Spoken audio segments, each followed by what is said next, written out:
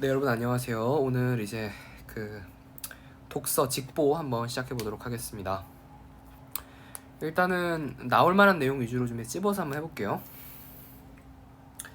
일단은 첫 번째 시사365 1호 강제동원 피해자 구제 제3자 변제 방식의 고차 방정식. 여기서는 이제 제3자 변제 방식이 뭔지를 알면 됩니다. 이 제3자 변제 이게 뭐냐? 쉽게 말하면 그런 거죠. 일본의 전범 기업이 잘못했는데 우리나라 정부 산하에 있는 재단이 배상금을 대신 지급한다. 그게 제3자 대변환입니다. 일단 그것이 포커스예요. 그래서 이 기사 1번에서는 그 내용에 대한 설명을 해주고 있습니다. 여러분, 제3자 대변환이 무엇입니까? 이겁니다. 이런 식으로 제3자 대변환이 무엇인지에 대한 설명을 하고 있는 게 기사 1번이기 때문에 그냥 이제 시험 문제를 풀 때는 분명히 이렇게 나올 거 아니에요? 다음 중 옳지 않은 것을 3개 골라라 뭐 이렇게 나오겠죠.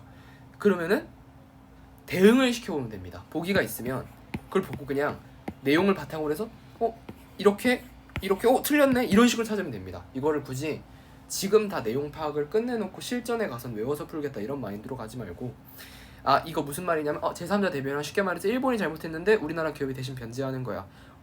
디테일한 내용이 뭐가 있지? 하고 나서 그냥 대응시키면서 찾아보면 됩니다. 그래서 그냥 별 얘기 아니에요. 다음 보수 TK 70대에도 절반은 윤 대통령 해법은 친일이다. 친일. 그러니까 지금 어떻게 생각하는 거냐면 윤 대통령의 행위가 뭐 친일 행위다라고 이야기하는 거랑 사실 다름없는데 지금 여기선 뭘 포커스로 맞춰서 봐야 되냐면 여기 사람들의 반응이 어떠냐, 사람들의 반응들을 좀 포커스에 맞춰서 봐야 돼요. 이거는 그러니까 대부분 다 부정적인 입장들인 거죠. 대부분 다 부정적인 입장들인 것으로 보면 되고 어떤 반응을 구체적으로 보이고 있는지 위주로 좀 정리를 하셔야 된다. 그래서 이제 어떤 반응들을 좀 보이고 있는지를 위주로 정리를 하셔야 되고 근데 이제 심지어 이런 사람들 역시 보수 윤 대통령 지지자죠. 특히 대구 경북 70대 노인들 이런 사람들도 윤 대통령 해법은 이 친일이다라고 여기서 해법은 아마 제3자 대변환을 얘기할 거예요. 그래서 이런 해법은 친일이다라고 생각을 한다. 이런 사람들도 쉽게 말해서 윤석열 대통령 지지자도 윤석열 대통령의 정책을 친일 정책으로 평가하고 있다는 얘기입니다. 그래서 이 국민들의 입장이 어떤지를 좀 중점으로 보면 되겠습니다. 그래서 기사 3은 뭐냐면 한 총리 불행한 역사에 발목 잡혀서는 안 돼. 한일 협력은 선택 아닌 필수다. 즉 한 총리가 어떤 입장을 가지고 있는지에 대한 이야기예요. 그러니까 한 총리는 그냥 단순하게 총리라는 걸 넘어서서 국민, 즉 국민이 아닌 정부, 그죠? 내각, 윤 대통령을 수반으로 한 정부의 입장을 대변한다고 볼 수 있기 때문에 정부가 어떤 입장을 펼치고 있는지를 보면 됩니다. 그래서 한일 협력은 선택 아닌 필수다. 그러니까 일본이랑 지금 손을 잡는 것은 선택해가지고 잡을 수도 있고 잡지 않을 수도 있는데 잡아야지 라고 하는 게 아니라 어쩔 수 없는 시대 흐름이다라는 이야기를 포커스를 맞춰서 이야기를 하고 있어요. 그래서 선택이 아닌 필수에 가까운 얘기다. 한일 협력이. 그런 얘기를 지금 기사 3에서 다루고 있습니다. 기사 4번을 보면 일본에 선물을 건네고 진보 따위만 받아온 윤 대통령. 그래서 일본에 선물을 건넸다. 즉 제3자 대변환. 일본이 원하는 거겠죠. 일본이 원하는 정책들을 퍼주고 정작 우리에게 도움이 되는 정책은 하나도 못 받아오고 진보 따위만 받아온 윤 대통령. 윤 대통령을 대차게 까고 있는 지문인데 그래서 과연 어떤 것이 선물에 대응되는 입장이고 어떤 것이 진보 따위에 대응되는 입장인지를 먼저 찾아봐야 됩니다. 그래가지고 이제 그런 것들 위주로 좀 보시면 되고 정책이 많이 나와요. 그래서 이거는 반도체의 핵심 소재 세계 품목 이런 것들에 대한민국 수치를 푼 게 과연 우리나라한테 이득이 되냐라는 질문에는 이득이 되지 않는다. 이런 식으로 해가지고 얘도 마찬가지로 실제로 시험에 가서 물어보는 걸 찾으면 됩니다. 제가 생각했을 때 국어의 본질 자체가 그래요. 우리가 일상적으로 고등학교에서 보는 국어의 본질은 뭐냐면 물어보는 내용을 글의 내용을 바탕으로 해서 대답할 수 있느냐에 대한 얘기이기 때문에 우리는 대강 기사가 이런 내용이다만 좀 파악을 해놓고 있다가 필요한 부분을 싹 발췌를 해가지고 주면 됩니다. 그런 식으로 해서 문제를 풀면 돼요.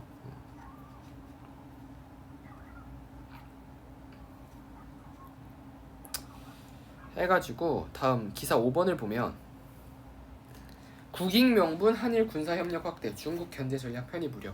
그래서 이제 국익을 명분으로 해서 한일 군사협력을 계속 확대하겠다고 얘기하는데 사실 이거 미국의 중국 견제 전략에 편입이 되는 거 아니냐는 얘기죠. 그러니까 미국은 계속해서 중국을 견제하려고 합니다. 왜냐면 미국이랑 중국의 그런 패권 싸움이 좀 심해요. 그래서 어떻게 보면 우리가 지금 일본과 협력을 하는 게 또 일본과의 특정한 이런 지소미아라든지 이런 것들을 통해서 일본과 협력을 해서 그 중간중간에 체결되는 이런 것들, 이런 조약들이 어떻게 보면 미국이 중국을 중국을 봉쇄하려고 하는 이런 전략에 우리나라가 전혀 의도치 않게 빠져드는 거 아니냐 뭐 이런 이야기들을 또 하고 있는 지문입니다. 아울러서 이런 것들이 또 일본의 군사 대국화를 촉진한다 해가지고 사실 일본은 군대를 보유할 수 없는데 우리나라가 이런 것들을 함으로써 일본이 군사 대국화되는 게 아니냐라는 우려를 좀 반영을 한 겁니다. 기사 6번 같은 경우는 미 대사 강제동원 협의 환영, 윤 대통령의 놀라운 의지를 반영했다 해가지고 이제 강제동원 합의를 환영했다. 즉 강제동원 합의라는 게 제3자 대변안이거든요. 해가지고 미국 입장에서는 일본과 친하게 지내는 걸 미국은 굉장히 달가워한다. 미국은 일본과 친하게 지내는 것을 굉장히 달가워한다 라는 이야기입니다. 그렇게 정리를 하시면 되겠고요. 사실 진짜 솔직하게 얘기하면 이 글을 지금 하나하나 다 읽어보는 거는 좀 무의미하다고 생각해요. 왜냐면 기억이 안 날 거거든. 어차피 이게 내용을 기억하는 게 우선인 거지 내용 텍스트 하나하나를 기억하는 게 우선은 아니어가지고 어쨌든 이게 무슨 교과서가 아니기 때문에 어떤 내용을 가지고 있느냐 정도를 파악하면 됩니다. 여기서 뭐 질문 중에서 좀 유의미한 질문은 뭐 제3자 대변한 문제 당연히 대답할 수 있으셔야 되겠고요. 그리고 나서 국민의 대체적 반응 제가 아까 얘기했던 부분 다 체크하셔야 되겠고 일본 한반도 출신 노무자 문제 왜 그랬죠? 일본이 강제 착취한 전범 문제 이렇게 얘기하면은 자기네들 잘못했다는 걸 대놓고 떠벌리는 거죠. 그러니까 일본의 옛 한반도 출신 노무자 문제 이렇게 얘기한 것은 강제 동원의 정면성, 강제성 즉 이런 일본의 노동자 동원의 강제성을 부인하기 위해서 내놓은 그런 의견이었죠.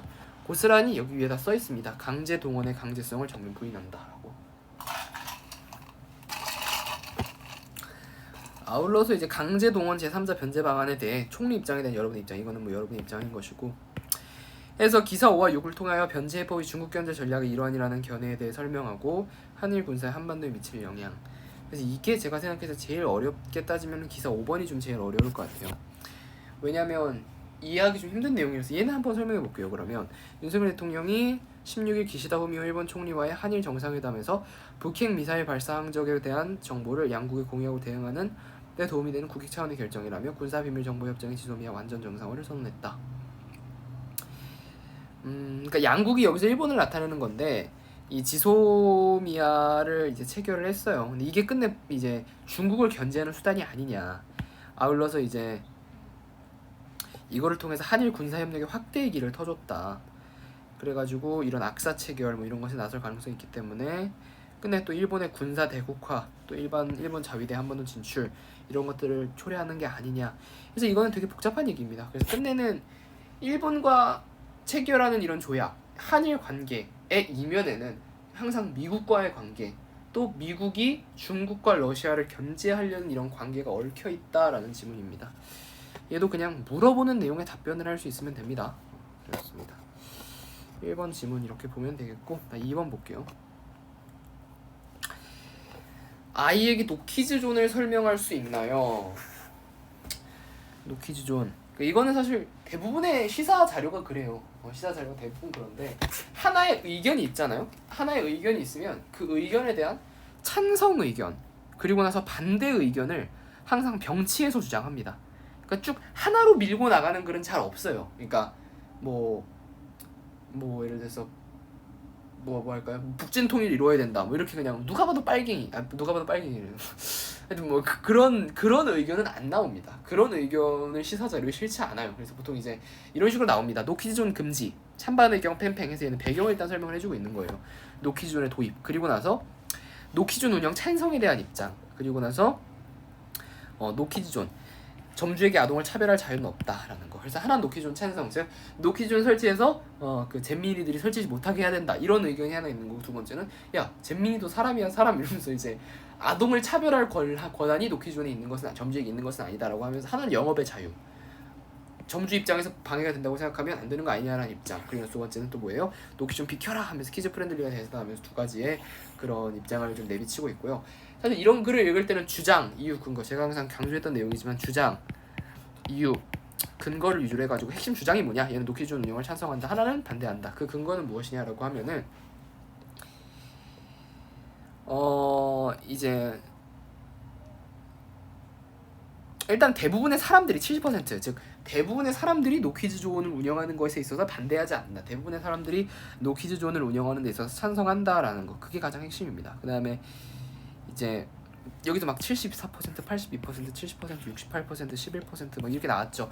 얘는 좀 객관적인 수치를 인용해가지고 뭐 설문조사 결과를 통해가지고 이런 식으로 자신의 입장을 주장을 하고 있는 거죠. 그리고 나서 노키즈존 비켜, 이제 키즈 프렌들리가 대세라고 얘기를 하면서 이렇게 얘기를 하고 있고요. 얘 같은 경우는 이제 뭐죠? 사람의 인터뷰 내용도 좀 보니까 인용을 하고 있고요. 그리고 나서 키즈 프렌들리가 대세라는, 그냥 얘는 그냥 뭐 특별한 근거가 있다기보다는 키즈 프렌들리에 대한 설명을 바탕으로 해서 노키즈존이 점점 사라지는 추세다라는 얘기를 하고 있는 거고, 반면 읽기 자료 같은 경우는 아동을 차별할 자유, 그러니까 노키즈존을 지정한다는 것 자체가 아동에 대한 차별이다라는 입장을 좀 이렇게 내비치고 있는 그런 글이라고 볼 수 있겠습니다. 그래서 뭐 이런 식이죠.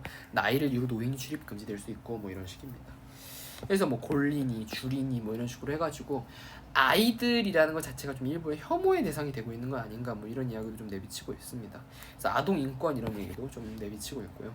이 글은 시험 문제에 나온다. 그러면은 지금 시험 문제에 나오면은 노키즈존에 대해서 이게 찬성하는 입장인지 반대하는 입장인지를 먼저 판단을 한 다음에 그 상태에서 문제가 물어보는 거를 따져볼 수 있으면 돼요. 솔직히 문제 나와도 어떻게 나오겠어요? A 써놓고 B 써놓고 이렇게 물어보겠죠. A의 주장은 다음과 같다, B의 주장은 다음과 같다. 그냥 이거 1대1 대응시킬 수만 있으면 됩니다.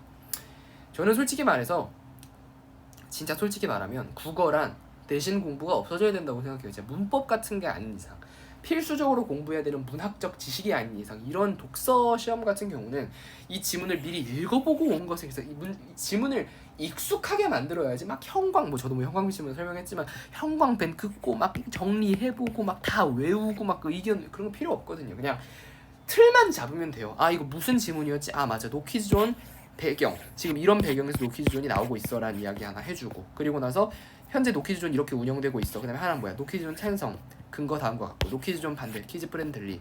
또 얘는 노키즈존 하면 아동 차별이야 뭐 이런 식으로 전체 크게 봐야 돼요. 진짜 수학이야, 수학 문제 같은 거야. 미리 부교재 같은 거 잔뜩 풀어보고 오면은 똑같은 문제 나오면 빨리 풀 수 있으니까 그런 거야 미리미리 보더라도, 이런 거 같은 경우는 이 내용을 그냥 글을 쭉 읽고 삭제 이렇게 하지 말고 전체적 틀을 보자고요. 틀을. 아 노키즈존 배경, 노키즈존 찬성, 노키즈존 반대. 아 두 명의 입장을 구분하면서 시험 중에 풀어야 되겠네. 뭐 이런 것만 잡아가시고 뭐 이거 하나하나 지금 읽어보는 막 400개 동그라미 한국 리서치 A 기억합시다. 뭐 55일 이렇게 하지 말라고. 그냥 전체적인 틀이 노키즈존 어떤 내용이지? 노키즈존 애들이 못 들어가는 건데 지금 430개 운영되고 많이 운영되고 있구나. 노키즈존 찬성 왜? 사람들도 노키즈존 이해한다는 거. 설문조사 결과를 근거로 들었네. 그다음에 노키즈존 비켜. 키즈 프렌들리 이런 것도 있구나. 반대. 그러네. 아동을 차별할 수도 있겠네. 아동에 대한 차별이 될 수도 있겠네. 이런 식으로 글 읽으세요. 제발. 다음 학교폭력 입시 연계. 얘도 마찬가지로 뭐야? 학교폭력 사안을 입시에 연계한다. 학교폭력 징계 사안을. 자, 이거에 대한 의견이 연진아, 학교폭력 가해자는 대학에 못 가. 대학이 학교폭력 근절이 종착점이다. 이건 뭐 하자는 거예요? 학교폭력 근절을 위해서 대학 입시에 학교폭력 징계 사안을 반영하자는 얘기고, 밑에 인터뷰 내용은 학폭처벌 입시 연계된 학교는 소송판 될 것. 자, 이거 소송판을 만들자는 얘기예요? 다 같이 소송판 만들어 봅시다 이런 게 아니잖아요. 소송판 될 것, 즉 하지 말자는 얘기죠. 하나는 마찬가지로 아까 노키존이랑 똑같아. 하나는 뭐야? 학교폭력 근절이 종착점 대하라고 이야기하면서 학교폭력에 대한 내용을 입시에 연기하자는 거에 있어서 찬성인 것이고, 하나는 학교폭력을 입시에 연계하지 말자, 즉 반대 입장인 거죠. 해가지고 두 개가 차이가 있습니다. 하나는 학교 소송판 될 거야 이러면서 학교폭력 징계사항을 입시에 연기했을 때 생긴 문제점들을 설명하는 것일 거고, 하나는 뭐야? 학교폭력을 이제 입시에 연계시키면 찬성될 거다. 학교폭력을 입시에 연계하는 걸 찬성하는 입장인 거죠. 해가지고 기사 1번 내용을 좀 살짝 살펴보면은 끝내 무슨 얘기냐면 실효성, 그죠? 실효성. 과연 학교 폭력이 진짜 근본적으로 근절될 수 있는가? 또 성적 지상주의가 문제가 된다. 그죠? 성적 지상주의가 뭐예요? 애도 좀 패도 되지. 애가 좀 쓰레기여도 되지. 성적만 잘 나오면 뭐 서울대, 의대 가면 인생 끝인데 이런 건 안 된다는 거예요. 이런 것에 대해서 문제가 있다. 그렇기 때문에 대학이 학교 폭력 근절의 종착점이 뭐예요? 마지막이라는 거죠. 진짜 막말로 학교 폭력 한 번만 해봐 바로 대학 아무데도 못 간다 이렇게 하면은 대부분의 고등학생들은 대학에 관심이 있잖아요. 대학 가기 싫은 애들이 있을 수도 있겠지만 그건 거의 없잖아요, 그런 경우가. 그러니까 대부분 대학에 관심이 있으니까 학교 폭력 입시를 대학에 연계하면은 굉장히 많은 애들이 학생부 종합전형 그래서 실태도 얘기하고 있어요. 실태. 그러면서 이제 이렇게 결국에는 근절이 되지 않겠느냐 뭐 이런 얘기죠. 교육 프로그램만으로 학교 폭력하지 마세요, 멈춰 이 지랄 하잖아요. 무슨 뭐 뉴스 같은 데서 멈춰 뭐 이러고 있으니까 이런 것만으로 해결이 안 된다고 하면은 끝내 이제 대입 반영 뭐 이런 것들도 좀 고민해 볼 수 있지 않느냐라는 이야기입니다. 반면에 이제 이 학교가 소송판 될 것, 이 얘기는 무슨 얘기냐면 가령 얘기를 하면 이런 거예요. 용찬이랑 나랑 친한데 용찬이가 공부를 잘하죠. 근데 세준이가 깡패예요. 그래가지고 어느 날 저기 뭐 2학년 2반에 그 황석영이라는 친구가 있는데 그 친구를 세준이가 괴롭히고 있었어요. 근데 이제 석영이를 괴롭히고 있는데 용찬이가 소심해서 그냥 옆에서 그걸 말리지 못하고 지켜만 보고 있었습니다. 곧 얼마 안 거 석영이는 세준이를 신고했고 세준이는 깜빵에 가게 됐어요. 그래서 학교폭력으로 처벌을 받았는데 공교롭게도 옆에 있었던 용찬이마저 방관자로 함께 처벌받게 됩니다. 그랬을 때 용찬이가 아주 성적이 좋은데 전교 1등인데도 불구하고 그거 하나 때문에 대학에 못 가게 생긴 거예요. 그럼 용찬이네 부모님은 가만히 있겠습니까? 물론 용찬이가 방관을 했으니까 아예 잘못이 없다고 하지만 정말 억울한 경우라면 아무도 가만히 있지 않겠죠. 용찬이도 가만히 있지 않을 거고 어떻게 해서든지 이거 나는 진짜 3년 동안 학교생활 착실히 하고 선생님 말도 잘듣고 애들한테 잘해줬는데 그 찰나의 그런 것으로 인해서 인생이 안 좋게 되게 생겼는데 막 소송 걸고 막 난리가 될 거라는 거예요. 근데 이제 학교가 소송의 현장이 아니지 않습니까? 학교가 무슨 뭐 서로의 이익을 따지는 장소가 아니잖아요. 학교는 뭐야? 교육의 장이죠. 근데 이런 데에서 소송판이 벌어지면 안 되지 않겠느냐. 결국 서로를 못 믿게 될걸요? 다 녹음하고 막 뒤통수 치려고 막 그럴 거란 말이에요. 근데 그런 것이 아니다. 교정이기 때문에, 교육의 현장이기 때문에 사법싸움을 하면 안 된다. 그래서 공동체 회복이 우선이다라는 얘기를 통해서 결국에 학교 폭력을 입시에 연계하지 말자라는 그런 이야기입니다. 그쵸. 그리고 끝내 뭐 처벌 중심의 대응 체계는 문제를 야기한다는 거죠. 그죠? 유사 사업 체계로 학교를 유사 사업 체계로 만들게 된다. 끝내 뭐 변호사 사서 막 싸우게 되고 그런다는 거죠. 결국에 또 이게 그래서 또 피해가 회복되고 관계 반성이 이루어지지 않는다는 얘기. 엄벌주의가 배움의 공간으로 기능하기 어려워진다. 그런 거죠. 예를 들어서 진짜 만약에 학교 폭력으로 교육을 하게 되면 세준이가 석영이를 괴롭혀서 엄벌주의가 아니었을 당시에 학교 폭력 교육을 받게 됐어요. 그러면은 끝내 거기서 얼마나 게 잘못된 건지 배우고 끝내 이제 교육을 끝난 후에 석영이한테 가서 야, 내가 미안했다. 진짜 잘못한 것 같다. 이렇게 되겠죠, 이야기가. 근데 만약에 엄벌주의로 바뀌어가지고 끝내 세준이는 학교 폭력으로 인해서 대학을 못 가게 되고 결국에 뭐 부모님과도 사이가 소원해지고 집안이 풍비박산 났어요. 그럼 내가 과연 석영이한테 미안한 마음을 가질까? 설사 내가 진짜 잘못했어도 애들 입장에서 아닐 거란 말이죠. 야 이씨 저 새끼 저 길에서 만나기만 해봐도 죽여버릴 거면 이렇게 생각하게 된단 말이야. 쟤 때문에 내 인생이 망가졌으면 이렇게 될 것 같지 않아요? 그러니까 그렇게 되면 안 된다는 거죠. 그래가지고 여러 가지인가 여기서 지금 보니까 또 질문을 바탕으로 인터뷰다 보니까 이렇게 대답을 하고 있는데 여기서는 이제 글을 읽고 제가 분명히 얘기했잖아요. 글을 읽고라고 얘기하는 게 독서 시험이지 이게 무슨 시사 시험이 아니에요. 그러니까 이게 시험 범위가 시사 365 시험 범위라고 해서 시사 365 내용을 암기해서 가는 게 아닙니다. 제가 지금 이야기하는 것처럼 크게 좀 틀을 잡고 실제로 교과서에 좀 더 신경 써야 될 것 같아요. 그래서 이런 식으로 얘기가 나오니까 근데 이 사람들은 어떤 생각을 가지고 있는지 뭐 이런 것들에 조금 더 포커스를 맞춰서 봐야 되지 않나라는 겁니다. 그래서 여기서도 마찬가지로 어떤 생각을 가지고 있는지 사람들이 그런 거 위주로 좀 보면 되겠습니다. 두 개 구분만 하면 됩니다. 학교 폭력 입시에 반영하자는 사람은 이런 입장이고 입시에 반영하지 말자는 사람은 이런 입장이고 해가지고 좀 두 개를 연결을 지어가지고 생각해보면 되겠습니다. 자, 검수완박 현재의 판단은 얘도 뭐 간단한 얘기인데 얘는 뭐 입장이 대비되는 그런 글은 아니에요. 입장이 대비되는 그런 위주의 글은 아니고 이거는 무슨 말이냐면 일단 검수완박에 대해서 이해를 해야 되겠죠. 검수완박이 뭐냐? 쉽게 말해서 검찰 수사권 완전 박탈인데 이제 미리 얘기를 하면은 검수완박이 이제 그 민주당 쪽에서 추진을 했죠. 민주당 쪽에서 추진을 했는데 검수완박을 민주당 쪽에서 추진을 했고 끝내 이제 검수완박 추진을 해서 한동훈을 필두로 한 한동훈 법무부 장관을 필두로 한 이런 검찰 측에서 소송을 걸었습니다. 소송을 걸어가지고 헌법 권한쟁의 심판을 넣었죠. 헌법소원 심판인가? 권한쟁의 심판 넣나요? 근데 끝내 헌법재판소가 그 손을 들어주지 않았습니다. 검찰이 손을 들어주지 않았는데 그 판단 근거가 뭐냐? 끝내 여기서 말하는 소추권, 그다음에 이제 그 수사권 이런 것들은 또 영장 발부권 이런 것들은 검찰한테 천부적으로 하달된 권리가 아니라는 게 포커스죠. 무슨 검찰이 이제 대한민국이 생길 때부터 검찰은 무조건 수사권을 갖는다, 검찰은 무조건 뭘 갖는다 이런 게 아니에요. 애초에 그런 걸로부터 출발한 게 아니기 때문에 검찰이 무조건 수사권을 가져야 된다 이런 얘기가 아니라는 거죠. 그래서 근데 뭘 통해서 결정해야 된다? 입법사항이다. 즉 입법부에서 어디에 수사권, 소추권을 하달할지를 정할 수 있다는 게 핵심인 거죠. 그래서 어떻게 오해를 하면 안 되는 거냐면은 그러면 안 된다는 거예요. 그러니까 가령 이럴 수도 있어요. 예를 들어서 입법부에서 즉 국회에서 자 오늘부터 검찰은 그냥 저기 검찰청에서 짜장면이나 먹고 수사권은 해양 경찰한테 주고 수사권은 군 검찰한테 주겠다라고 결론을 내렸어요. 땅땅땅. 그러면 여기 나오죠. 입법자는 검사, 수사처 검사, 경찰, 해양경찰, 군사경찰, 특별검사 같은 대물수많은 행정부 내 국가기관 사이의 수사권 및 수주권을 구체적으로 조정 배분하고 있다.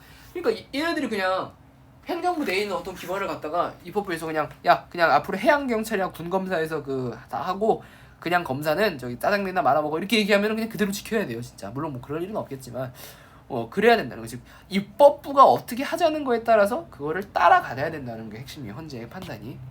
그게 핵심인 것이고 과거에도 수차례 그런 판단을 내렸었다. 지금만 이런 결정을 내리는 게 아니라 과거에도 수차례 그런 결정을 내렸었고 아울러서 이제 영장 신청의 주체로 헌법에 들어가게 된 경위는 뭐냐면 이제 처음에 실제로 따로 영장 신청 주체를 따로 밝히지 않았고요. 그 다음에 처음으로 들어간 때가 이때였다. 해가지고 왜 그랬냐면 경찰도 영장을 발부할 수 있었는데 이걸 축소한 것이다. 경찰한테 뺏은 것이다 라는 얘기죠. 이게 나올 것 같은데 사실 나온다고 하면 사건 이거 거의 100% 나올 것 같아요. 검수완박 거의 100% 나올 것 같은데 진짜 솔직하게 얘기하면 나는 그런 생각이 있어요. 이거 나오면은 그냥 독서처럼 풀면 되거든요. 그래서 이게 사실 저희가 이거를 지금 이 상태에서 이거를 사회교육 과목 공부하듯이 외우기가 상당히 어려워요. 그래서 이 내용이 어떤 내용인지 전체적으로 어떤 내용으로 구성이 돼 있는지를 파악을 한 다음에 질문하는 거에 따라서 뭘 공부해야 될 게 달라지겠지만 어쨌든 여기서 물어볼 만한 건 그거밖에 없어요. 경위. 어떤 경위로 들어가게 됐는지. 그래서 얘는 yes or no. 그러니까 진실 혹은 거짓으로 그냥 문제를 낼 수밖에 없습니다. 옳은 것을 골라라, 틀린 것을 골라라라고 낼 수밖에 없고 사실 뭐 그렇습니다. 사실 뭐 그렇고요. 그래서 수사권은 소추권이 아닌 법률로 정한다의 의미를 정리해서 써라라는 거고. 근데 이제 헌법에서 특정한 검사나 이런 사람들이 가지도록 이렇게 하달을 한 게 아니라 근데 입법자가 국회에서 누가 가질지를 결정할 수 있다라는 이야기입니다. 그렇기 때문에 얘네들은 뭐 사실 어렵죠. 이게 어려워요 제일. 이게 상당히 부동산 지문과 함께 굉장히 어려운데 검수완박이 어려운 이유는 그것 때문에 그래요. 이 내용을 이해를 못해서 그렇습니다. 여러분들이 대체 이게 무슨 소리냐. 그러니까 다시 한번 반복해서 얘기하지만 이게 핵심이에요. 검사에게 수사권이 헌법적으로 주어진 것이 아니다. 헌법에서 검사 넌 무조건 수사권 가질 수 있어 라고 규정을 한 것이 아니라 그렇게 규정을 한 것이 아니라 근데 검사가 수사권을 가지게 된 건 뭐 때문이다. 입법자가 기존에 가지고 있었던 거 마찬가지로 국회에서 검찰이 가지도록 그 권한을 준 것에 지나지 않아요. 그러니까 무조건 검찰이 수사권 가져야 된다 그게 아니다라는 거. 그게 그냥 유일한 제일 핵심적인 내용이고요. 그 내용을 그냥 길게 풀어 쓴 겁니다. 그래서 뭐 전속적으로 부여된 것이 아니다. 수사권문 소추권이 행정부정 어느 특정 기관에 부여된 게 아니다. 그러니까 계속 똑같은 얘기 또 하고 똑같은 얘기 또 수사권문 소추권이 행정부정 어느 특정 기관에 전속적으로. 여기서는 대표적으로 검찰에 해당하는 얘기지만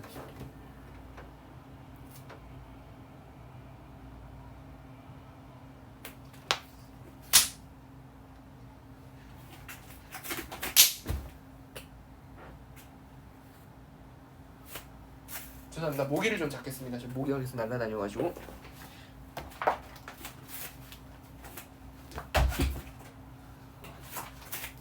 잡았습니다. 진짜 뭐 그 얘기가 전부입니다. 그죠. 해가지고 이제 특정한 한 기관한테 이제 그게 아니다라는 거죠. 한 기관, 검사, 경찰 이런 쪽에 그냥 온전히 그 사람들만 쓸 수 있는 그런 권리가 아니라 끝내는 그냥 입법자가 자유롭게 결정할 수 있는 그런 내용이다라는 거죠. 그래서 핵심은 입법자가 결정한다는 게 핵심이에요. 누구든 가질 수 있다는 겁니다. 입법자 결정하에. 참고로 입법자 사람 아니에요. 입법자는 국회를 의미합니다. 그런 내용이고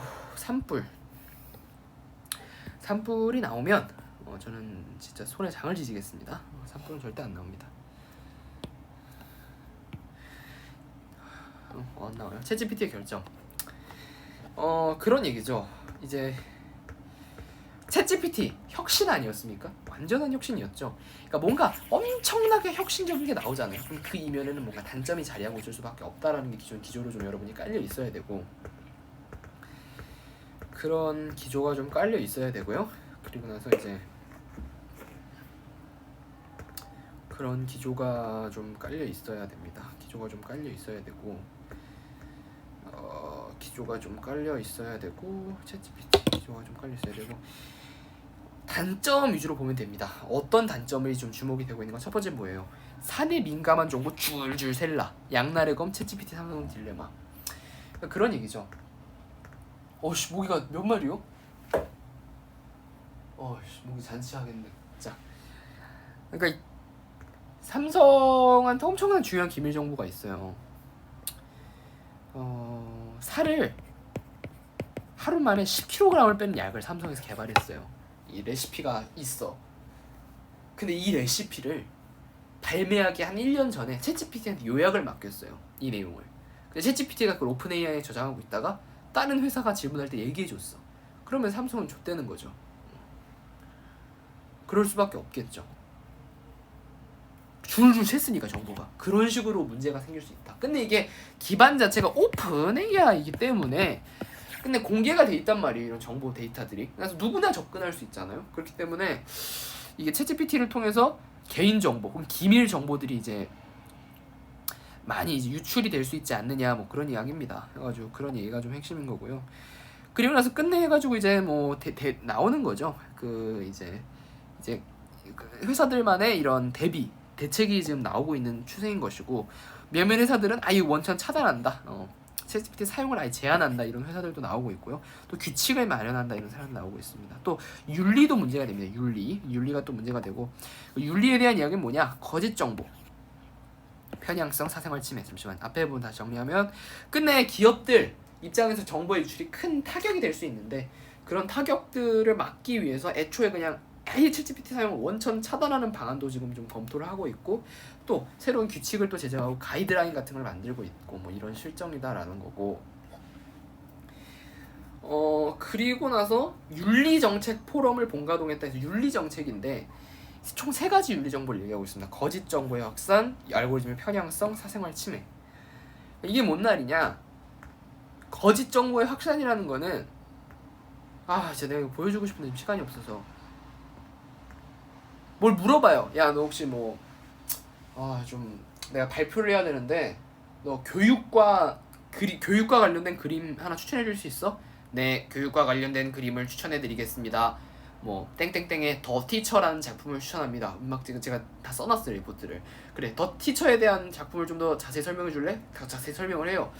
사진을 좀 찾아야겠다. 구글에 쳐봤어. 더 티처가 없어. 물어봐 다시. 야, 더 티처라는 그림이 없는데 없는 그림 아니야? 죄송합니다. 제가 잘못된 정보를 전달했으니까 다 지어냈다는 얘기, 거짓말했다는 얘기. 그런 문제가 생겨요. 그리고 알고리즘의 편향성. 뭐 예를 들어서 너 동성애자에 대해서 어떻게 생각해 물어봤는데 동성애자는 뭐 사회악입니다 이렇게 대답할 수 있다는 얘기예요. 실제로 이루다한테 옛날에 그 이루다에 뭐그 채찌피티는 아니지만 이루다한테 동성애자와 관련된 질문을 하면 굉장히 얘가 급발진을 한다 뭐 그런 이야기가 있었어요. 한때 유명했죠. 이런 식으로 알고리즘 편향성이 또 문제가 될 수 있고 가령 야 너 범죄자의 이미지를 좀 그려줄래? 그럼 다 흑인만 그린다든지 뭐 그런 문제가 생긴다는 거. 또 사생활 침해. 예전에 이루다에서 그런 거 있었어요. 이루다가 사실 커플들의 그런 것을 기반으로 하기 때문에 실명이 노출된다든지 혹은 집 주소가 노출된다든지 뭐 그런 식의 문제가 또 생긴다 라는 이야기입니다. 그래서 뭐 양날의 검이다 그죠? 제가 설명했던 부분이지만 근데 엄청난 장점을 가지고 있는 이러한 히트가 나오게 되면은 그 이면에 자연스럽게 이런 문제점들이 함께 따라오게 되는 그런 것들이 있습니다. 또 AI 확산의 부정적인 대안을 마련해라 뭐 이런 거 시험에 내면 뭐 개연목 쌤이신 거죠. 7번. 그래서 권력 분리, 입법과 행정부의 견제와 균형 뭐 상당히 중요한 내용입니다만 근데 이제 첫 번째로 들고 갈 게 뭐냐 법률 거부권이 뭐냐 여기 나오죠. 제2법권 요구 절차 뭔가 의결된 법률안이 가면 대통령이 거부권을 행사할 수 있고 혹은 공포할 수 있고 또다시 본회의에서 다시 합니다. 다시 해가지고 또 재의결됐을 때는 다시 거부권을 행사할 수 없다 혹은 여기서 안 될 경우에 법률안 폐기한다 뭐 이런 얘기인데 그 권력 분립이라는 게 상당히 중요해요. 우리가 우리가 이제 우리나라라는 게 운영이 되기 위해서는 이 권력 분립이라는 게 상당히 중요합니다. 왜? 권력 분립이 안 이루어지잖아요. 그럼 진짜 나라가 개판이 납니다. 진짜 그럴 수 있어요. 권력 분립이 없으면 견제할 수 있는 게 없다는 얘기거든요. 가령 대통령이 모든 걸 집중하는 그런 걸 우리가 전제군주정이라 그래요. 태양왕 뭐 이런 것처럼. 뭐 그렇게 되면은 안 되는 거죠. 그렇게 되면 이제 독재가 될 수 있고 뭐 이런 문제가 생깁니다. 그래서 이제 윤 대통령이 양곡관리법을 제2의견에다 그러니까 처음에 국회에서 의결된 법률안이 제2에 들어가게 되면은 3분의 2 이상이 찬성을 해야 돼요. 그런 식으로 됩니다. 출석위원회 해가지고 이러이러한 근거로 해가지고 윤 대통령이 거부권을 행사했다는 겁니다.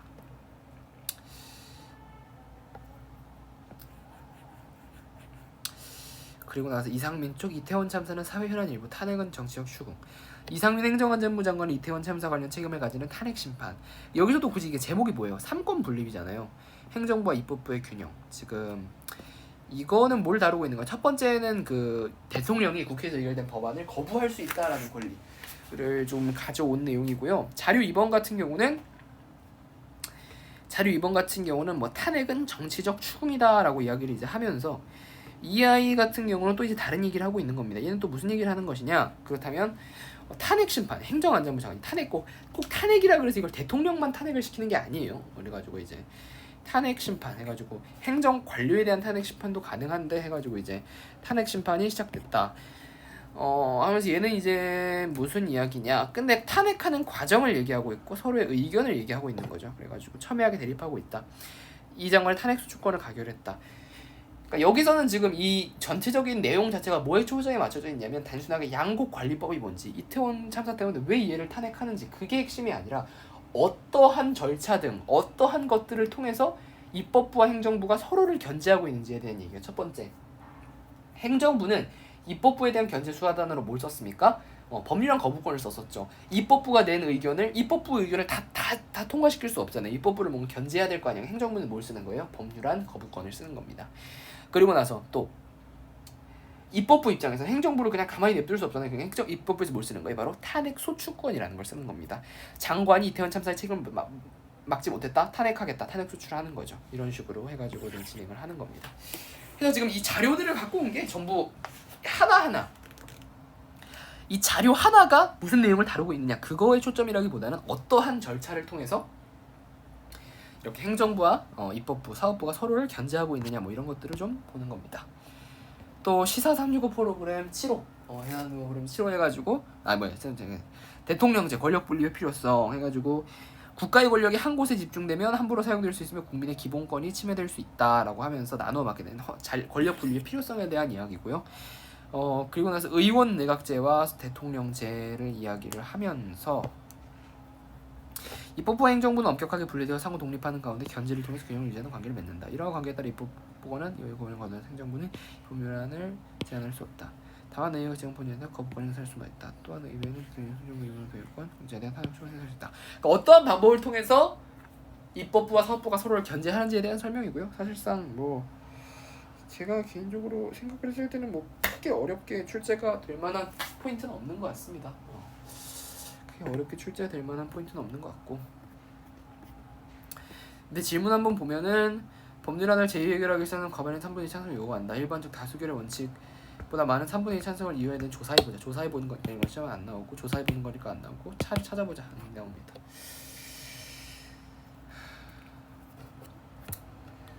나쁘지 않죠. 나쁘지 않습니다. 어려워 보이는데 사실 그냥 당연한 얘기예요. 여러분 통합 사이트 다 배웠던 거예요. 솔직히 이게 생소하다 그럼 통합 사이트 시간에 잔 거죠. 이건 생소하면 안 되죠. 다 솔직히 다 배웠던 거예요. 이거 권력 분립 이런 것들은. 다음 챗GPT 너무 좋아해. 근데 이슈라는 거예요. 그만큼 이게 많이 나온다는 거는. 챗GPT의 가능성과 한계 그리고 사색. 사색이 뭐 깊이 생각한다는 뜻이죠. 답지 있어. 답지 없어요. 내가 만든 문제이기 때문에. 자 봅시다. 챗GPT 과연 인간 사고력의 끝일까 아니면 새로운 교육 시스템의 시작일까? 해서 보니까 이거는 끝 인간 사고력의 끝이다 이 말은 무슨 말이죠? 그러니까 더 이상 그러니까 이 말이 계속 나와요. 우리 저희 뭐 고항희 선생님도 그런 말씀을 하셨지만 챗GPT가 보편화되면은 사람들은 생각하는 걸 멈출 거다 뭐 이런 얘기를 합니다. 그래서 그런 얘기들을 하고 끝내 결론은 뭐냐면 교육 분야에서 모든 이해관계자가 현명하게 기술을 적용하는 게 필수적이다. 그러니까 항상 뭔가 계속 새로운 게 나온단 말이에요. 새로운 거에 따라서 인류는 발전을 하게 돼 있습니다. 점점 과거에는 뭐가 중요했어요? 뭔가 컴퓨터 이런 것들이 보편화되지 않았으니까 인간, 사람 자체가 많이 아는 게 중요했어요. 그래서 학력고사에서 뭘 물어봤습니까? 지식을 물어봤습니다. 그러니까 이게 엄연히 달라요. 학력고사와 수능은 근본적으로 다릅니다. 왜 다르냐면은 시대가 바뀌었기 때문에 학력고사 때는 금호신화 5편을 모두 쓰시고 뭐 이런 거 나왔단 말이에요. 하지만 요새 수능에서 그런 거 나옵니까? 절대 안 나오죠. 수능에서는 뭘 봐요? 사고력을 봅니다. 그러니까 이 19세기에서 20세기에서 21세기로 넘어옴에 따라서 이제 우리가 필요로 하는 우리가 대한민국의 미래 인재들에게 필요로 하는 그런 역량이 지식에서 사고력으로 변모했단 말이에요. 지식에서 사고력으로 변모했어요. 이런 것들을 통해서 우리가 생각을 좀 해볼 수 있다는 거예요. 왜 변모했는가 그렇다면 중간중간 컴퓨터에 관련 기술 발전 그런 게 여기서 챗GPT라는 거죠. 그래서 마찬가지로 여기서 얘기합니다. 에세이를 쓰라고 요구하는 것을 멈추고 독해 지문을 주기 시작했다. 에세이를 쓰라고 계속 요구했더니 어떻게 했어요? 학생들이 챗GPT를 쓰기 시작하는 거예요. 그랬더니 이제 독해해봐, 네가 분석해봐 이렇게 바뀌는 거죠. 결국 끊임없이 이 기술을 잘 적용한 근데 이게 탄압한다고 해서 될 문제가 아니란 말이에요. 그죠? 이게 탄압한다고 해서 될 문제가 아니니까 끝내 이제 이런 기술들을 잘 적용해가지고 좀 현명한 대안 같은 걸 좀 내놔야 되지 않겠느냐 이런 얘기고요. 끝내 이제 뭐 사고력이 초기 피해자가 될 것이다 뭐 이렇게 얘기하면서 얘기를 하고 있습니다. 증세 써내자 병 오진한 챗GPT 근거 모르니 가짜 논문을 제시했다는 거죠. 이런 것들에 대한 이야기가 좀 많이 나오는데요. 이런 거 많이 나오죠. 근데 이게 핵심은 뭐냐면 이 챗GPT가 완벽한 게 아니라는 거예요. 챗GPT는 완벽한 게 챗GPT가 무슨 신이 아니거든요. 무슨 뭐 우리 옆집에 신이 산다 뭐 이런 영화에 나오는 그 신이 아니에요. 챗GPT도 어떻게 보면 인간이 만들어낸 정보를 바탕으로 해서 답을 내는 거기 때문에 얘기를 잘못할 수 충분히 있죠. 그래서 이제 이렇게 가짜 논문을 제시하는 데 문제가 있다. 가지고 결국 여기서 챗GPT에 대한 이제 이 문제점들을 많이 다루고 있다. 해서 끝내 이제 챗GPT가 정확하지 않다. 또 오용되거나 악용할 수 있다. 뭐 이런 이야기들. 또 가짜 정보도 많이 제공한다. 뭐 이런 얘기입니다. 또 기사 3번. 사색이 필요 없는 챗GPT. 호모사피엔스의 종말인가? 제가 위에 필기해놨지만 호모사피엔스라는 것 자체가 생각하는 사람이라는 뜻이거든요. 근데 이것의 종말이다. 더 이상 사람들이 생각을 안 한다. 이런 거죠. 왜 생각해야 되는데? 왜 생각해야 돼? 왜 생각해야 돼? 챗GPT가 다 생각해주는데? 사색 필요 없는데? 아씨 머리 아파 뭐하러 고민해? 그냥 책 내용 복사해가지고 챗GPT한테 주면 챗GPT가 요약해주는데? 뭐 이런 얘기들인 거죠. 뭐 그렇게 해가지고 이것을 뭐라? 호모사피엔스의 종말이다 라고 이렇게 표현을 하면서 다소 좀 과격한 어휘를 썼죠. 그래서 끝내 이제 창조를 하지 않을 것이다 더 이상 이런 얘기. 그래서 이걸 창조하지 못할 것이다 라는 얘기죠.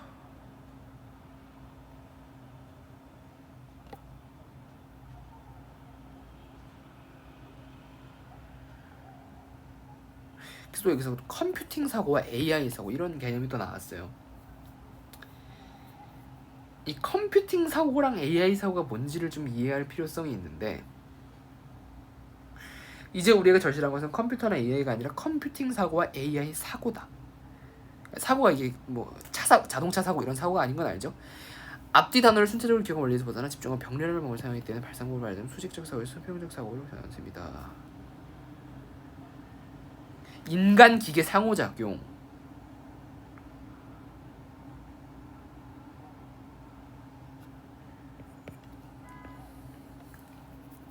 그러니까 끝내 뭐냐면, 우리가 앞으로 좀 조심해야 될 거는, 절실한 것은 컴퓨팅이나 AI를 단순하게 더 고도화시키는 것, 그게 아니라 근데 인간과 기계의 상호작용 이런 것들에 대해서 좀 생각을 해야 된다는 거예요. 끝내 AI가 궁극적으로 발전하려면 AI는 사람다워져야 됩니다. 또 인간이 궁극적으로 발전하려면 인간은 AI적이어져야 되고. 그래서 이제 끝내는 인간과 AI가 이제 상호작용하는 인간 기계 상호작용에 대한 이야기로 마무리를 하고 있어요. 그래서 얘는 솔직히 말해서 제가 뭐라고 지금 장담을 못하는 게, 시험 문제가 뭐가 나오냐에 따라서 근데 진짜 제가 지금 막 여러분들 생각이 그러죠. 이씨 뭐 이렇게 설명하냐, 그냥 글 하나하나 읽으면서 다 외워야 되는, 꼼꼼하게 읽어보면 되는 거 아니냐. 근데 그게 아니라고. 국어의 본질이 아니에요. 진짜로 국어의 본질이 아니에요 그게. 왜냐면 시험을 대비할 거잖아요. 여러분 무슨 뭐 이건 챗GPT에 대한 박사학위 따고 싶은 건 아니잖아요. 그러니까 근데 이게 시험 보기 위해서 문제를 읽는다면 하나하나 읽어도 기억이 하나도 안 나요. 이게 시험 가면. 왜냐면 인간의 뇌는 한계가 있기 때문에 이걸 무슨 뭐 10년 동안 매일 읽지 않는, 김득신 알죠? 뭐 백이열전 1억 번 읽었다면 그렇게 읽지 않는 한 이거를 지금 꼼꼼하게 한번 읽어보고 내일 시험 가서 그대로 기억나길 원한다? 그거는 말도 안 되죠. 그러니까 그나마 오늘의 공부가 남게 하려면 이렇게 최대한 이렇게 좀 덩어리 공부해야 됩니다. 이렇게 덩어리 이거 있으면 무슨 얘기고, 이거 무슨 얘기였고, 이거 무슨 얘기였고, 눈에 익게. 알겠죠? 다음 이제 9호 봅시다. 축구협회 사면, 누굴 위한 사면인가? 근데 이거 무슨 얘기였어요? 전 다 기억이 나거든요. 진짜 저는 다 기억나요. 진짜 제가 수업 못해 오래 했잖아요. 이거 거의, 물론 12강은 안 올렸었어요. 12강은 안 올렸었는데, 근데 이게 내가 되게 수업을 오래 했었습니다. 되게 수업을 11호 11호도 내가 11호도 안 했습니까 제가? 10호 11호 두 개는 안 했어? 그래? 잠깐만. 10호 11호 뭐 있나? 나 이것도 오늘 대충 해야 되겠다. 아닌데? 이거 선거구제 했는데? 잠깐만. 잠시만요. 근데 잠깐 내가 안 올렸나? 선거제 개편 때가 내가 이거 찍었거든요. 잠시만요. 근데 11월 안 올렸다고? 그러네? 나 11월 찍었을 텐데? 왜 11월 안 올렸지? 잠깐만. 이거 그걸걸?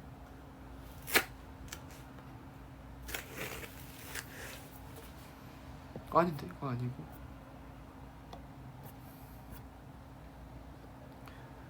잠시만. 내가 그걸 안 했다고? 잠시만요. 그러네. 내가 그걸 안 했나봐.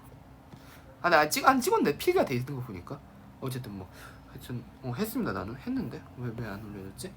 어쨌든 축구협회 특별 사면 과연 누구를 위한 사면인가 뭐 이런 얘기인데요. 근데 여기서 핵심은 축구협회가 사면을 했다는 거예요. 팩트 전달하는 거예요. 100명 정도를 사면을 했다. 축구협회에서. 그러니까 이게 승부 조작을 벌였던 이런 사람들을 사면했다는 얘기죠. 승부 조작을 벌인 사람들을 사면했다. 이게 왜 문제가 되느냐? 스포츠맨십 이런 걸 스포츠적인 그런 마인드로 봤을 때 이 승부 조작이라는 게 사실상 용서받을 수 있는 엄청나게 잘못한 거라는 거예요. 이 승부 조작이. 근데도 불구하고 뭐 새 출발을 위해서 이거를 승부 조작한 걸 풀어줬다라고 하는데 이걸 보면서 막 문제가 된다는 거죠.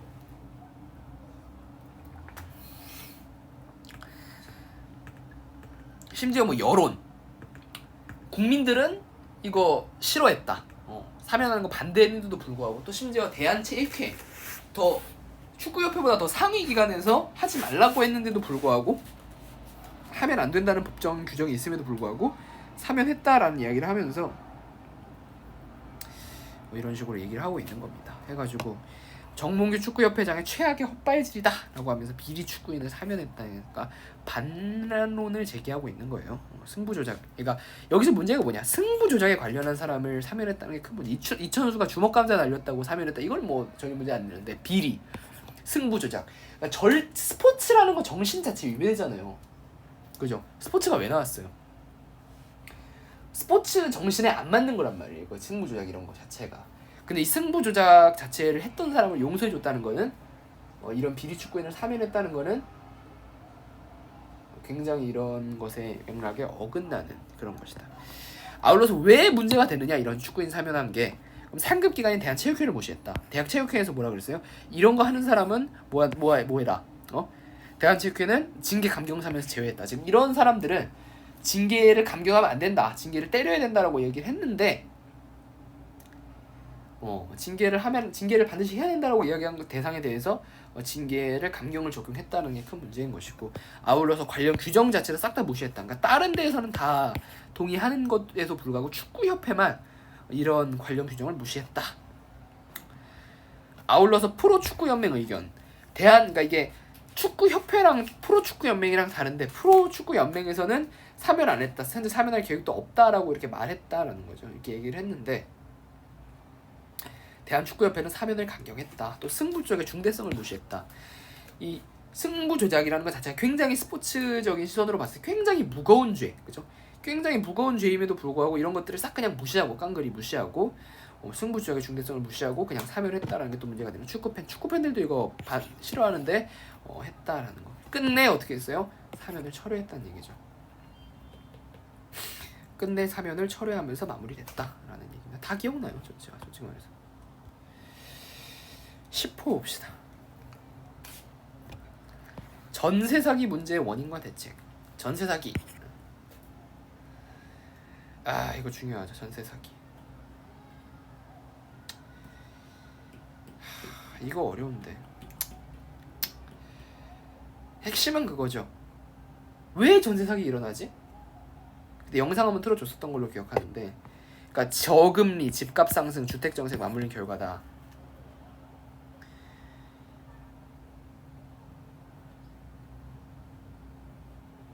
이거 읽어볼게요. 부동산 시장이 급증하기 전에 대단한 아파트로 오지 못해 나올 아파트를 별로 하시 좋겠다. 당월 대상부터 받았고 지른 아파트 별로 전세로 나 보증금을 잘못주의 열었다. 이것 때문에 큰 문제가 되는 거예요.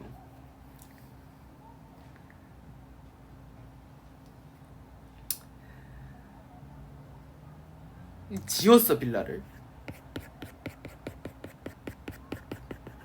이거 주택담보대출 받아. 사람들 세입자 들어오지, 그 전세금으로 이거 돈 메꿔, 이자 싸니까, 저금리니까. 또 다른 거 건물 지어, 또 주택담보대출 빌려, 전세금 모아, 또 메꿔. 이러면서 그냥 자본금 1억 가지고 1억짜리 빌라를 천채 짓는 거예요. 이게 가능하다니까. 이런 식으로 하다가 나중에 아주 큰 문제가 생겼다는 거죠. 나오죠. 과거 집값이 급등하던 시기에. 왜냐면 짓기만 하면 돈을 버니까 3억 그냥 무자본으로 3억 지었는데 5억 되면 2억 그냥 꿀꺽하는 거잖아요. 그러니까 이런 식으로 해가지고 집값이 엄청나게 급등하던 시기에는 무자본 갭투자를 그러는 거예요. 갭투자 등을 통해 주택을 매입하고 그를 담보로 대출을 받아 또 주택을 매입하고, 이렇게 해서 연쇄적으로 이렇게 돌려막기를 하면서 엄청난 돈을 벌 수 있었다는 거예요. 무슨 얘기인지 이해됩니까? 이것만 이해하면 끝나는 문제인데. 그러니까 그런 거예요. 볼게요. 뭘로 예를 들어볼까? 돼지로 예를 들어볼까? 돼지.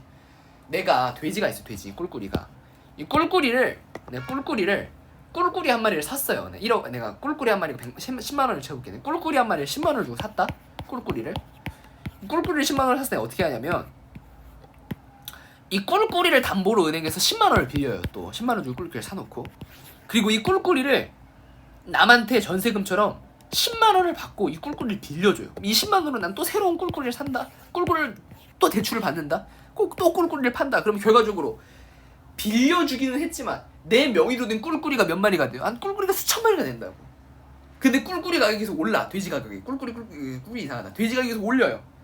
돼지 가격이 계속 오르면 10만 원이었던 돼지가 20만 원이 되고 30만 원이 되고, 나는 그냥 돈을 끌고 모으는 거예요. 왜냐면 어차피 10만원 주고 내가 빌려준 거니까 다시 10만원 주고 내가 받으면 되잖아요. 그러니까 10만원을 내가 전세처럼 맡겨놓고 꿀꿀이 줬으니까 꿀꿀 다시 얘가 주면 난 10만원을 다시 돌려주기만 하면 실상 30만원짜리 대신에 10만원 이상으로 다려먹는 효과가 생긴다고. 근데 그런 문제가 없어. 그럼 좋지. 근데 급격하게 집값이 내려가서 10만원에 팔릴 줄 알았던 돼지가 5만원이 됐어. 그럼 어떡해? 난 얘는 돈을 못 준다니까. 내 자본금이 없었으니까. 난 자본금이 없었으니까 얘한테 돈을 못 돌려주게 돼요. 결국에. 난 돈이 없는데? 결국에 돈을 못 돌려주게 된다고. 결국에. 잠깐만. 그게 그건가? 아닌데. 보면 싶은데. 전세 사기인데. 자, 어쨌든 나는 근데 돈을 못 돌려주게 돼요. 나는 끝내.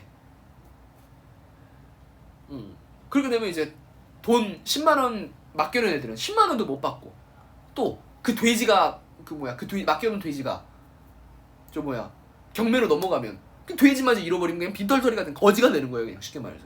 그런 문제가 생긴다는 거지.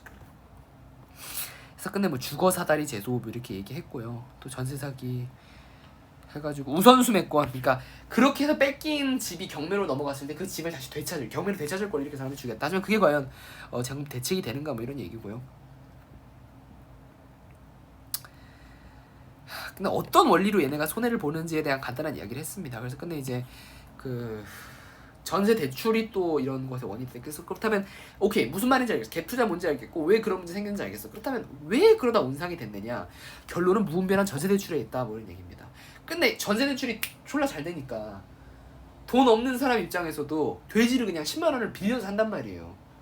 이거 난 이해가 되니까 되게 쉬운데 이걸 이해 안 되는 사람은 엄청 내가 무슨 말인지 이해가 안 될 텐데. 결론적으로 대출이 잘 되고 집값이 올랐던 시기에는 대출을 받아서 돼지가 그래서 집인 거예요. 돼지 사. 그 다음에 난 돈 갖고 또 다른 돼지 사고 막 엄청 사업 불리고. 근데 그 순간 집값이 확 떨어지면 돈도 못 주고 돼지는 경매로 넘어가고 빌린 돈을 못 갚고 자살하고 뭐 이런 문제가 생긴단 말이에요. 그죠? 그런 얘기입니다. 11호. 그래서 선거제 개편은 될까? 이거는 그것만 알면 돼. 소선거구제가 뭐냐? 이거 나 이거 수업을 했었는데 수업 영상이 없어졌어. 소선거구제, 중대선거구제, 이 두 개가 뭐냐는 거예요. 소선거구제가 뭐냐? 중대선거구제가 뭐냐? 그것만 알면 돼. 소선거구제가 뭐냐? 비례대표는 또 뭐냐? 소선거구제라는 건 뭐야? 쉽게 말하면 선거구를 조그맣게 쪼개서 한 선거구당 한 명씩만 뽑는 게 소선거구제고, 중대선거구제는 큰 선거구에서 3명을 뽑는 게 중대선거구제인데 각자 장단점이 있다. 소선거구제의 장점은 이게 잘 붙을 수 있다. 그러니까 즉 이건 한번 찾아보면 됩니다.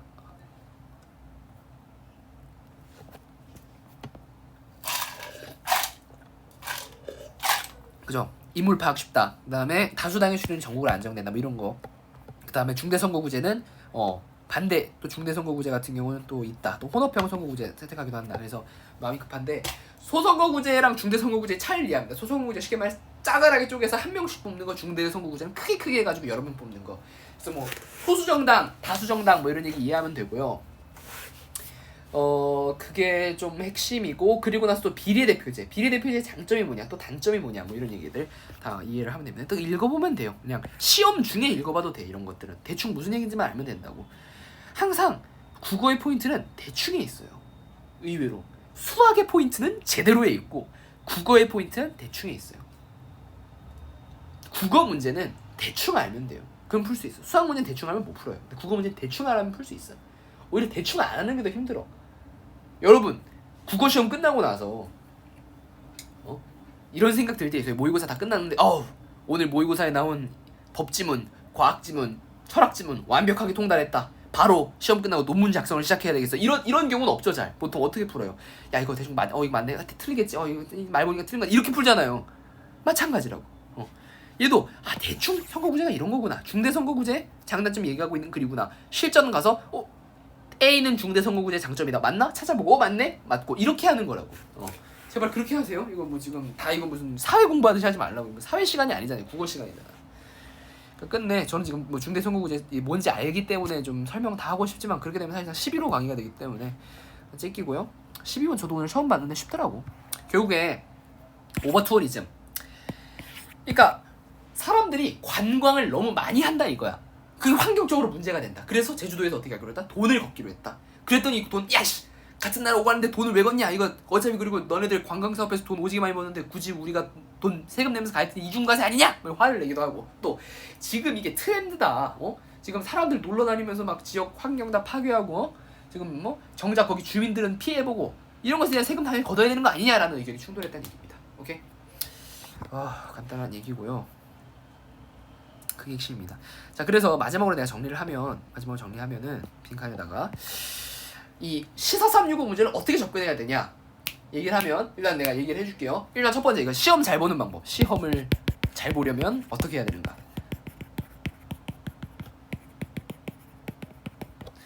근데 우리한테 남은 일은 뭐냐면 결국 문제를 푸는 거다, 그죠? 일단은 교과서는 열심히 봐야 돼요. 교과서를 열심히 봐서 일단은 가능하면 교과서 문제를 다 푸세요. 그냥 남은 시간에 시사 365를 푸는 게 무조건 유리합니다. 왜? 교과서는 지문이 너무 많이 받고 지문이 짧잖아. 솔직히 말해서 내용이 쉽고 시사 365에 비해서. 그래서 수업 시간에 배웠잖아요. 그러니까 조금 더 지엽적인 문제라든지 좀 세세한 걸 내기 좋다고. 오케이? 그리고 솔직히 교과서는 이미 뭐 자습서 평가 문제 다 풀어보고 너무 숙달이 돼 있다 보니까 사실상 글의 내용을 다 안 읽고도 풀 수 있죠. 문제를 대충 찾아가면서 뭐 읽어야 될 때도 있겠지만. 그렇기 때문에 교과서 문제를 다 풀어요. 일단 분명 교과서는 내 지문 다 나올 거란 말이야. 안 나올 리가 없어요. 이미 지문이 적기 때문에 교과서 내 지문 다 나올 거예요. 교과서 내 지문을 먼저 다 풀고 남은 시사 문제를 푸는데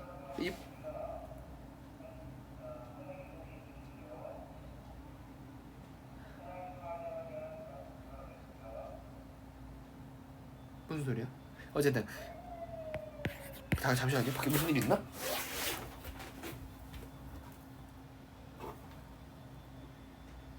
소방차 지나갔대요. 자, 어쨌든 뭐 어디까지 했니? 그러니까 교과서를 최대한 많이 숙달을 해서 보시고, 오케이? 교과서를 최대한 많이 숙달해서 봐요. 교과서를 일단 숙달해서 많이 봐요. 지금부터 교과서 많이 숙달해서 보고, 그리고 나서 교과서 문제를 먼저 다 푼 다음에 시사 365 문제 같은 경우는 비문학, 모의고사 비문학 문제를 푼다는 느낌으로. 왜냐면 수업도 안 했으니까 그냥 모의고사 비문학이지. 모의고사 비문학 문제를 푸는데 내가 미리 읽어봤던 지문이 나왔네라는 느낌으로 풀면 됩니다. 오케이? 그런 느낌으로 접근하셔야 됩니다. 그렇게 접근하시고 그거면 됐어요. 마지막으로 그리고 나서 진짜 나올 만한 거, 내 원픽을 골라라라고 하면 저는 총 4지문을 찍겠습니다. 내 원픽. 나는 일단은 내 원픽은 검수한다. 그리고 부동산 전세 사기.